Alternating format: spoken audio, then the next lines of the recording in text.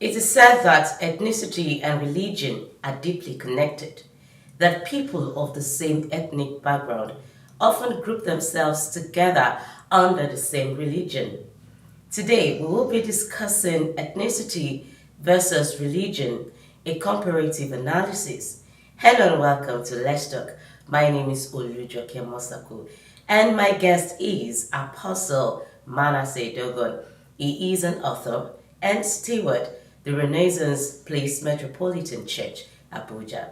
And before we delve into the discussion proper, I would like to remind you, if you haven't done it yet, to please subscribe to our YouTube channel at DNTWOK and press the notification button so that you will be the first to get notified of our uploads. So let's continue.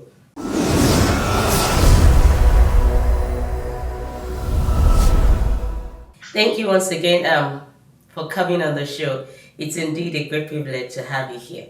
The privilege is all mine. Okay, now let's discuss the keywords here: ethnicity and religion. What do they entail? Oh, I sincerely want to thank you for this privilege. And the both word ethnicity and religion, they're very compound, they're very wide. The word ethnicity itself has so many features and many characteristics. Ethnicity, as you've known, is it talks about the certain uh, characteristics of a minority of people or settlers uh, in relation to the people's way of life, culture, their linguistic and cultural background generally. So you cannot talk about ethnicity without talking about a particular group of people that has a very distinctive way of life, culture, linguistic, and certain background that is uniquely identifiable with that particular group of people. Then religion itself also is one of the most compound words I've come across in recent time. You know, different people come attempt defining the whole concept of religion based on certain indices that influence their their disposition. You know, religion is known to be as a way of life that is acceptable or being accepted by a particular form of people that pay allegiance to certain form of deity or uh, spiritual entity. You know, so the word religion itself is a very broad word where it depends on our personal background, influences our whole acceptance of the whole concept of our religion itself. So basically, Okay, now moving forward, I understand that the two words are deeply connected. There should also be something spectacular that differentiates them. yeah, the two words are deeply uh, interconnected or connected. You know, if you study history, you cannot. They both the word ethnicity and religion are intertwined. If you study the history of human evolution, you come to an agreement on the the the interpenetration of the both concept of ethnicity and religion, because prior to the arrival of the colonial masters and prior to the activities that happened far back in the 14th, 15th, 16th, and almost 18th century, that are I'm talking about within the context of Africa that are unique identity that the African community we are being distinctively known for. You know what I mean?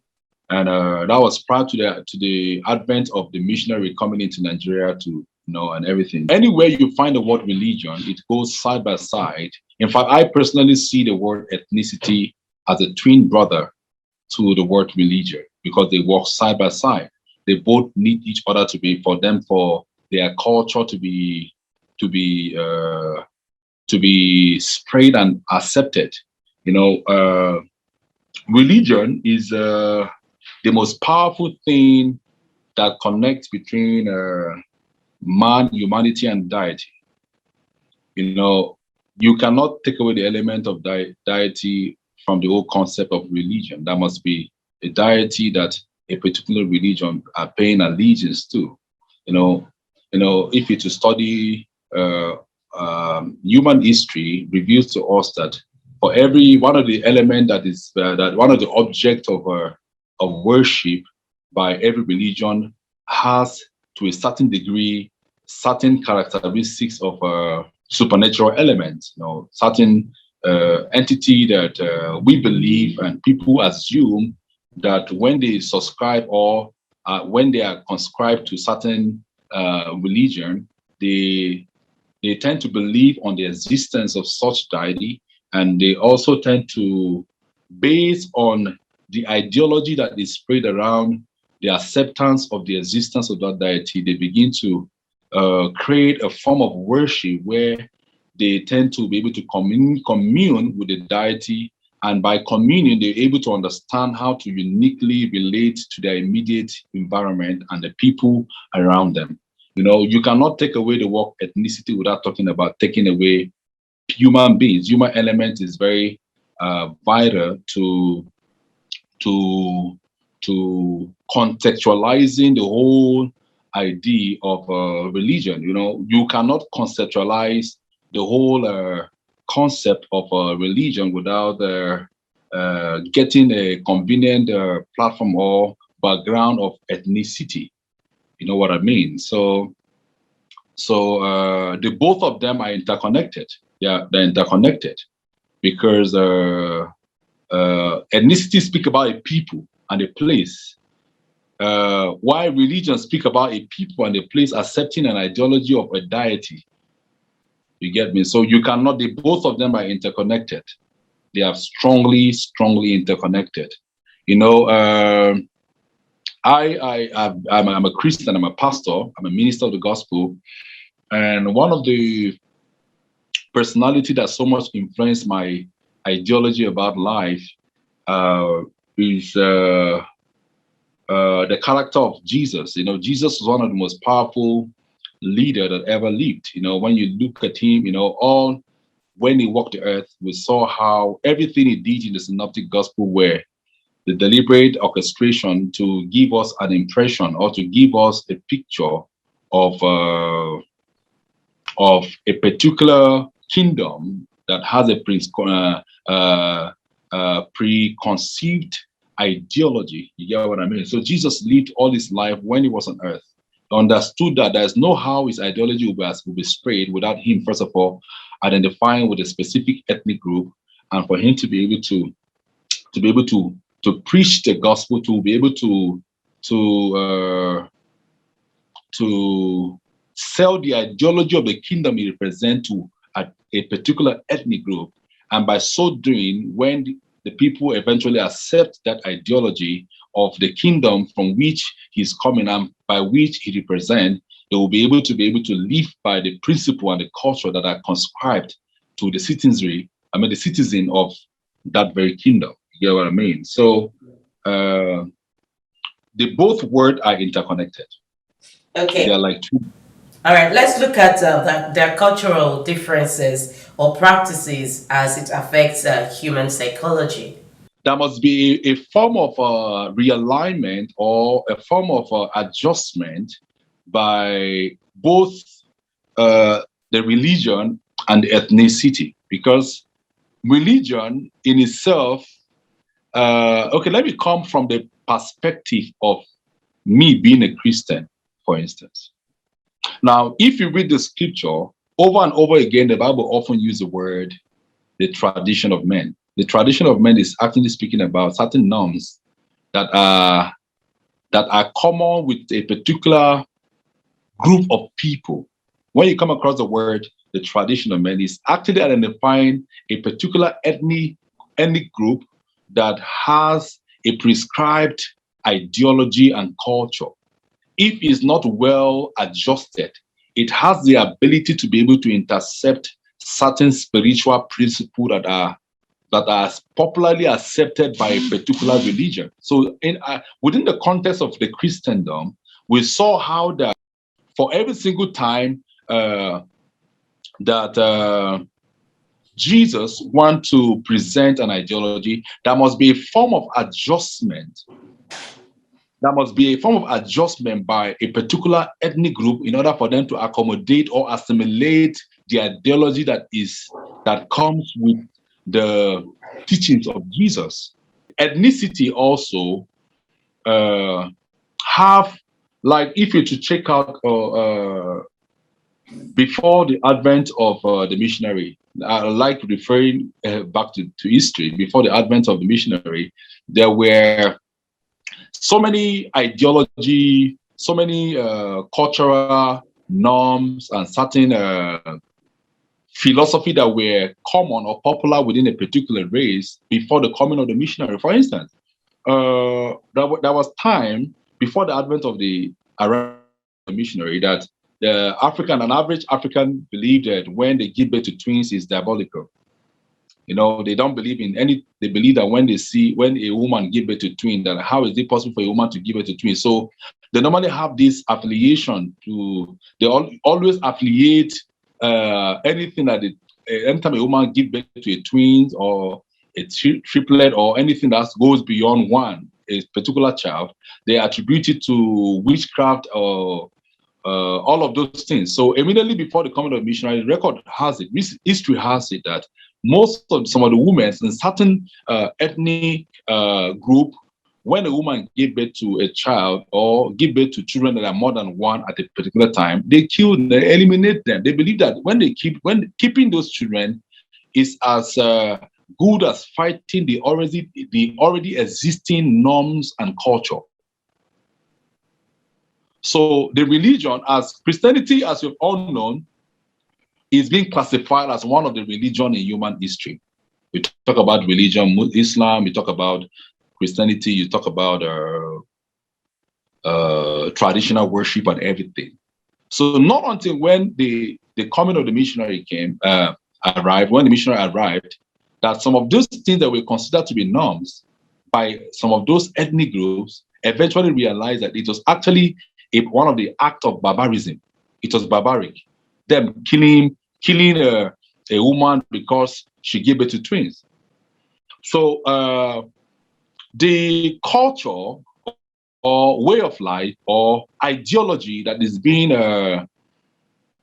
spread around a particular ethnic group must be brought within the context of religion. Religion helps in putting balance to man's ethnic belief and some cultural belief that is commonly accepted or generally accepted within a particular group of people. I believe that the impact of religion on ethnicity affects the vital element of transformation. You get what I mean? Any religion that cannot impact a people or a group of people with a prescribed ideology and effect a form of transformation by moving them from having a negative belief system to a positive belief system cannot be called a religion. Coming of religion shouldn't in itself eliminate the uniqueness. For instance, if you said you believe in Jesus and your belief in Jesus made you to believe that there is no need for you to identify with the language that is known, that you have been known for. For instance, if I'm from the north, and one of the languages that is common in the northern part of Nigeria is that a lot of people speak Hausa. So imagine, I become a Christian. Eventually, I discover, I decide to accept the ideology that is popular among the Christendom, and I decided by accepting the ideology or the belief system that is that is being taught in Christianity, I decide to forget about my language, to forget about the language I speak.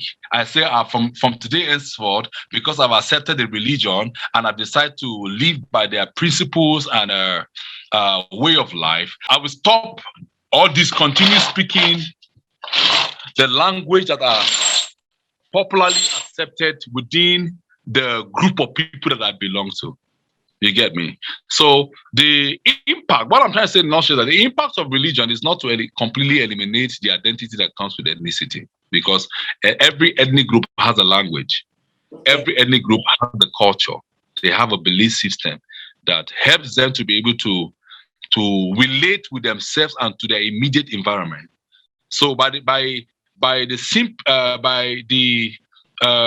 acceptance of a religion, we should be able to man should be able to adjust to his environment to understand how we can be able to use the impact of the ideology that is being transmitted or impacted by religion upon him to be able to relate with his ethnic group or his immediate environment better and more effective. Thank you so much. Let's quickly go on this break, and when we come back, we continue from there. Please stay with us. Hello everyone, my name is Janet Bablo and I'm here to talk to you about a show called Let's Talk. Let's Talk is a show on DNTWOK, DNTWOK on YouTube. I would like for you to, watch the show. I've been on the show. The show is educative, it's informative, it's amazing, and it's hosted by the one and only Olujoke Mosako. So don't forget to hit the like button, make sure you share, and make sure you subscribe.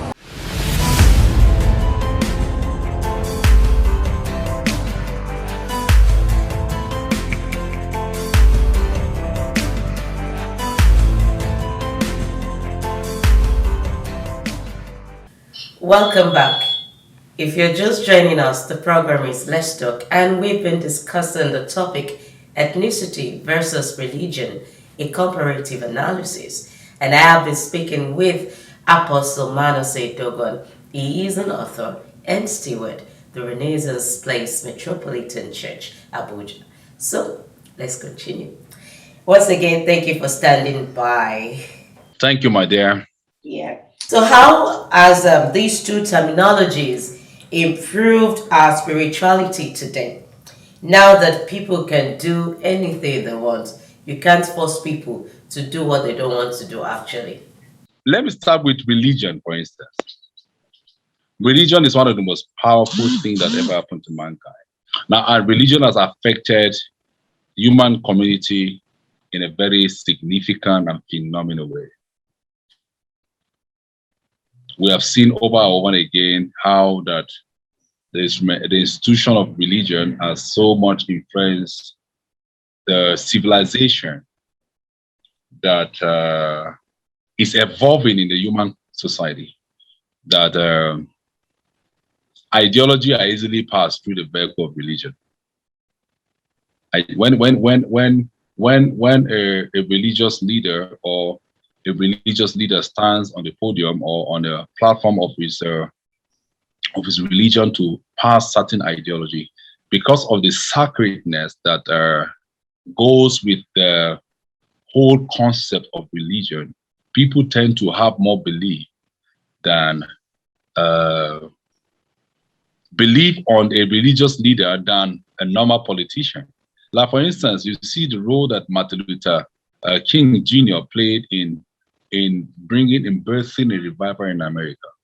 Now, it was easier for him to achieve that because of his religious background and his disposition. You get me? So religion is one of the most powerful technology or platform by which ideology are driven into a community. When an ideology comes through the corridor or through the platform of religion, it can easily penetrate and interpenetrate a society. People tend to have less question or criticism over the things that have been said in their churches and mosques. When you go to a mosque and the imam stand to speak in the stead of God, you tend to have little to say about what he said because their voices is being accepted as the voice of God. When a pastor stands to say that these things should be done, this shouldn't be done, this shouldn't be done, this should be done. People in the churches tend to accept his voice as the voice of God speaking because they believe that this man is sacred. Him being a cleric, give him a sacred disposition to be able to speak in the stead of God or something. So religion is one of the most powerful way for you to pass ideology, for you to pass a culture, for you to pass morality. You can easily be able to teach certain morality on the platform of religion. Ethnicity also, in this part of the world where I am right now, Nigeria, if they want to perform any ceremony of or certain correlation or correlating a leader or correlating political figure or inaugurating political figure in this part of the world, you always see them here in this part of the world. They'll bring a Quran and a Bible. When they bring a Quran and a Bible, it's a clear indication that people believe that when people are being sworn into a position of office by the usage of either Quran or Bible, it helps them to be more faithful or to be more truthful or to be more loyal to the cause of the nation or to the cause of a particular ethnic group. So also in the traditional setting, we know how that there are certain traditional coronation that can be done without certain rituals that are known by a particular ethnic groups. It must be conducted for them they must bring a person of an oracle or do something very culturally accepted. They call it could be diabolic in order for them to be able to attest to the fact that the supernatural governs the activities of men. And when people in the traditional setting or in a particular ethnic groups assume a position of leadership by allowing the tradition of that people perform the ritual that are expected to be performed, people tend to they tend to be more loyal. Like those days there were time in the villages that when somebody commit a sin or does something that is bad, they would take him to the shrine and he or she will do certain things and they will ask him if he's really sure that he or she is not responsible for this and that.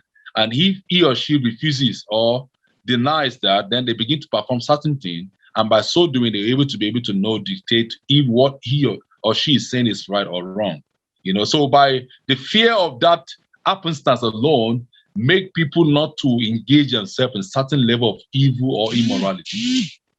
So the most powerful ways for you to drive ideology or morality is through the vehicle of religion and ethnicity.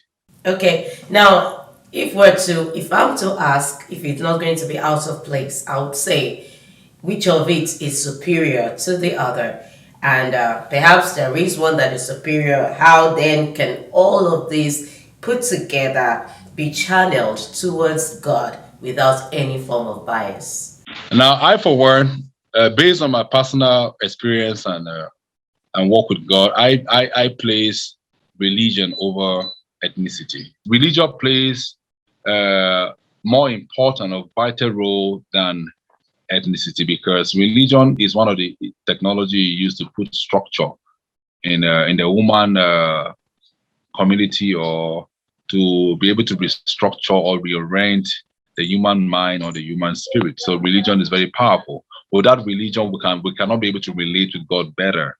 Through the vehicle of religion, we're able to learn how to be able to reach out to God. And man without God is lifeless. You cannot live, no matter the kind of education or civilization or exposure or name it that man has. Without God, man is defenseless and defenseless. Religion gives us register the sense of morality, helps us to live a more coordinated life. Why? Because we know we are first accountable to God than to man.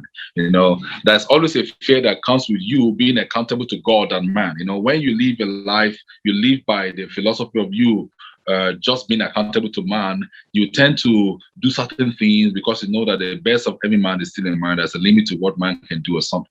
But if you know that, when you know that you live life based on the fear and the consciousness of God, it helps you to restructure your character. It modify and remodify your behavior. It helps you to be more